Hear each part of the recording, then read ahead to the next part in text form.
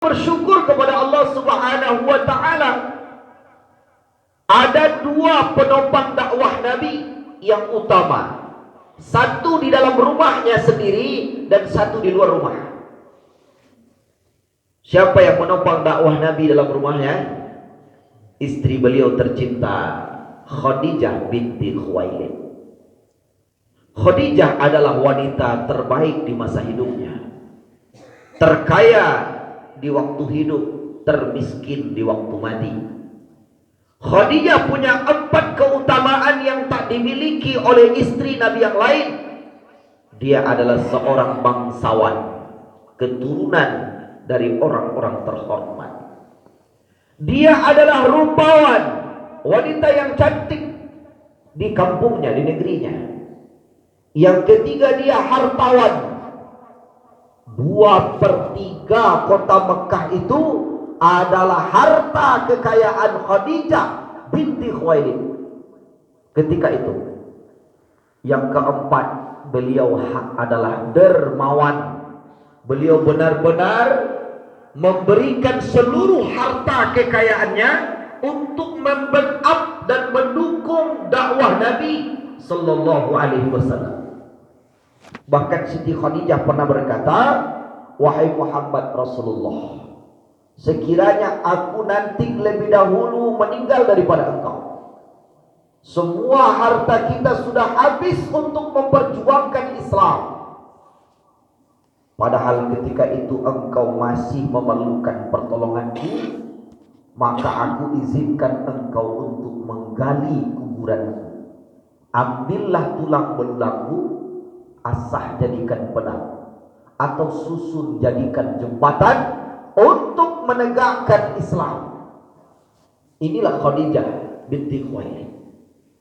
Sepulangnya Nabi SAW dari Gua Hira di Bukit Jabal Nur, mendapatkan wahyu pertama dari Allah Subhanahu wa taala. Surah Al-Alaq ayat 1 sampai dengan ayat 5. Di situ mulai nampak kesungguhan Khadijah memberikan support semangat, memberikan dukungan moral. Bagaimana Rasulullah sallallahu alaihi wasallam tegar dalam memperjuangkan Islam. Siti Khadijah benteng kekuatan Nabi dari dalam keluarganya sendiri, membackup dengan dukungan moral dan dukungan material sekaligus. Lalu kemudian yang kedua, penopang dakwah Nabi dari luar adalah paman tercinta Abu Thalib. Abu Thalib kalau diibaratkan dengan kondisi sekarang adalah pucuk kulit urek tunggang.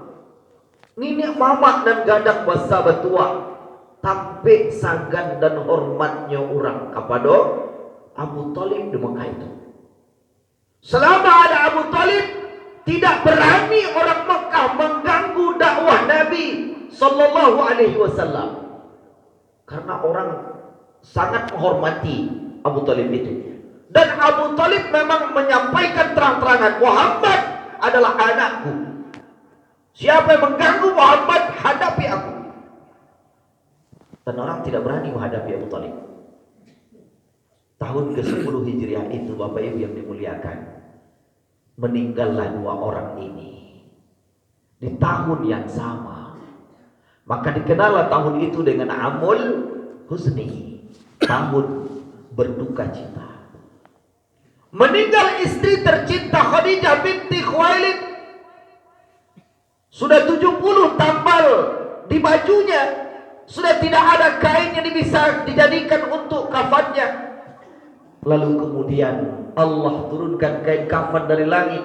Nabi berikan pakaiannya untuk mengafani Khadijah, karena memang Khadijah tidak lagi kaya.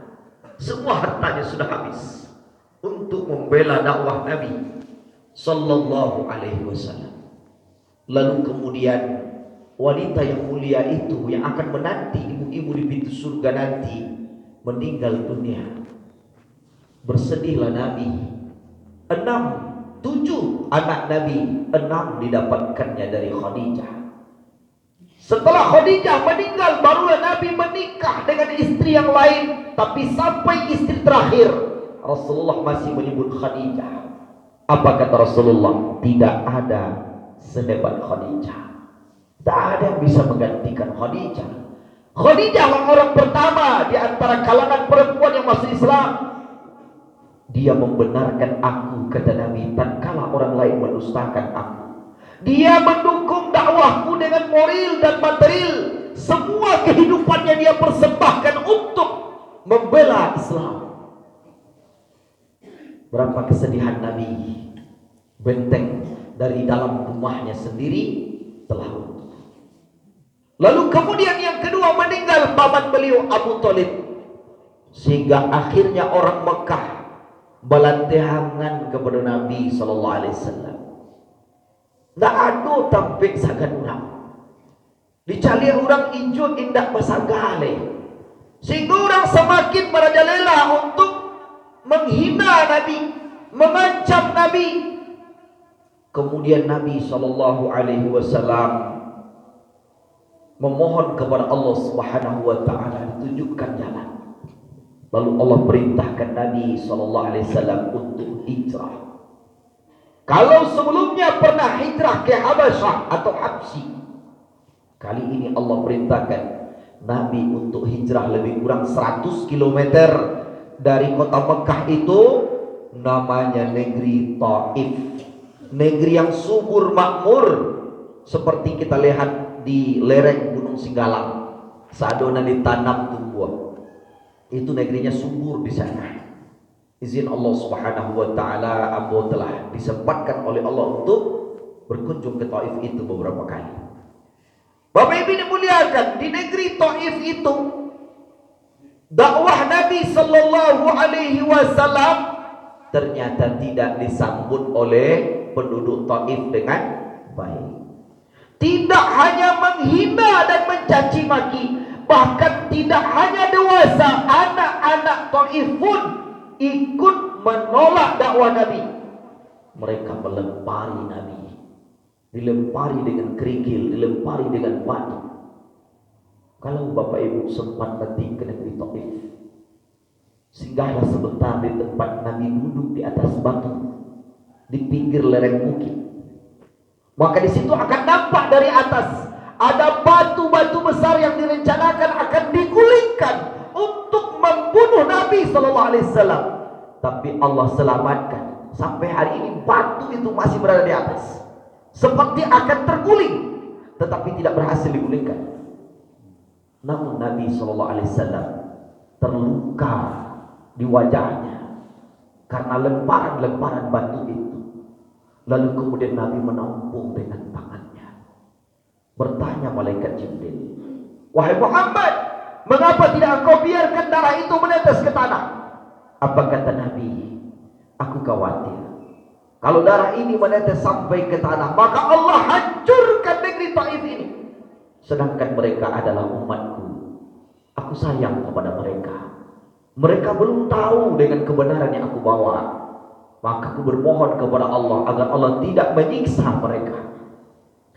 Lalu kemudian Nabi sallallahu alaihi wasallam sudah tadi mengalami duka cita meninggal istrinya, kemudian meninggal pamannya, lalu kemudian dilempari di Taif itu. Disinilah bermulanya peristiwa Isra dan Mi'raj itu.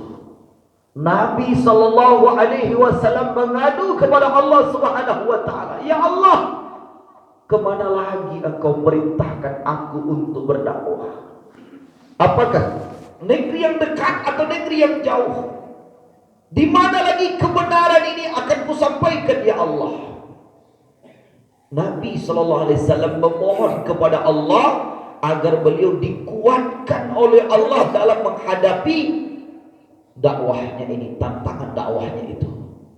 Lalu Nabi sallallahu alaihi wasallam mengatakan kepada Allah, "Ya Allah, sungguh Engkau Maha Kuasa di atas segalanya. Kasih sayang-Mu ya Allah melebihi dari apa tantangan yang sedang aku hadapi." Lalu kemudian Nabi sallallahu alaihi wasallam kembali ke kota Makkah. Setelah itulah Allah Subhanahu wa taala mengutus malaikat Jibril untuk mendatangi Nabi sallallahu alaihi wasallam, lalu membawa Nabi ke dekat air Zam-Zam, kemudian dibelah dadanya, dibersihkan atas perintah Allah Subhanahu wa taala. Dibersihkan tempat bersemayamnya setan dalam diri Nabi itu. Lalu kemudian ditanamkan kepada beliau iman, ditanamkan ilmu, ditanamkan Islam, ditanamkan ihsan, dan ditanamkan rasa malu oleh Allah Subhanahu wa taala kepada